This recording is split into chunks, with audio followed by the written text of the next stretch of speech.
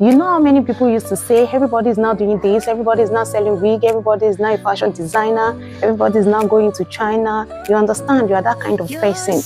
You know, this singular habit has made people rich.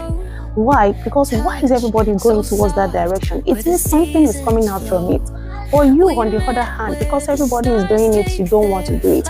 You want to come out with a single, unique idea. It's good. But most times we always see you come out doing nothing. You see, I remember when selling of wig was just a small business. But boom, everybody started selling wig. Until today, if you start your own big shop, you will still make sales because of demand. You see, if everybody is doing a particular thing, you don't have the same face, you don't have the same setup. So you will sell your own.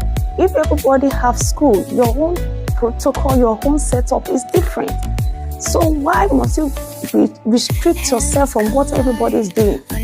You know, in business line, why many organizations are already operating, another brand will come in. Some will outdo other brand, and some other brand will go away.